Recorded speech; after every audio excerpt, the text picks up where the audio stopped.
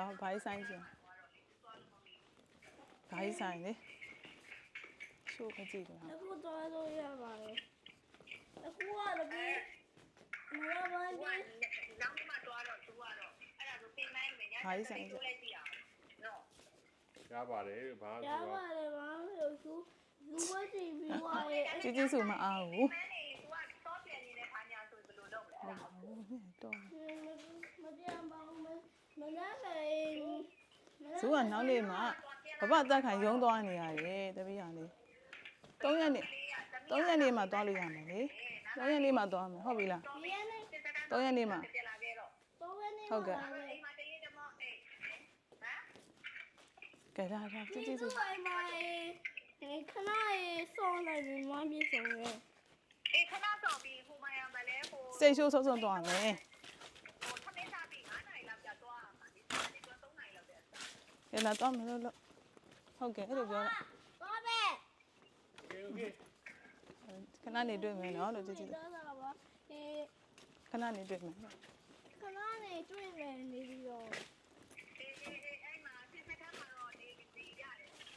ဟိုသမင်းစားမှာလားဘယ်လိုလုပ်လဲအဲ့မှာသမင်းစားမှာသမီးတော့မေဘောက်ရှိရဲ့အဲ့မေဘောက်ကိုစား ထားမယ်လို့ စဉ်းစားမှစားလိုက်မယ် ဒီစကားမှာစားလိုက်မယ်စားပြီးတော့သမီးတော့ကြီးလို့ရှိတာ ကြီးလို့စီတာမယ်အေးရတယ်ပထမတော့သမီးတော့ဒီအရင်တော့သမီးငိုခဲ့တဲ့တရားရှိအဲ့တရားကခဏဆောက်လိုက်တယ်ဆောက်ပြီးတော့သမီးတော့ပြီးရစေရောစားကျွေးအောင်စေးစားကျွေးပြီးတော့သမီးတော့စေးတက်ပြီးပါလားဆင်းပြီးပြီလားစီရတယ်ဘူးပထမတော့သမီးတော့ဒီတရားကတော့ဆောက်တယ်ရှောက်ပြီးတော့စေးစားကျွေးတယ်စေးစားကျွေးပြီးတော့စေးရတယ်တော့သမီးခွက်ထားပြီးစေးတကောင်ကျွေးလိုက်မယ်မစားရစေ ကျတော့ကြီးစုမှအလုံးရှုံနေ အစင်းနေတို့လောက်အဲ့ဒါဆိုရင်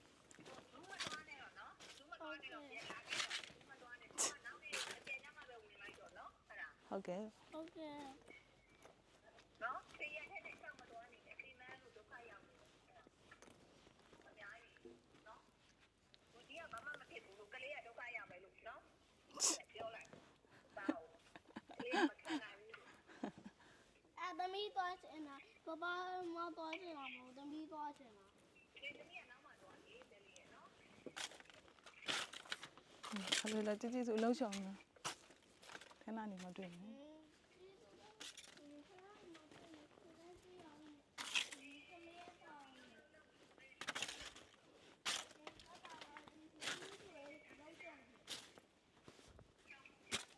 ဘာလို့မမ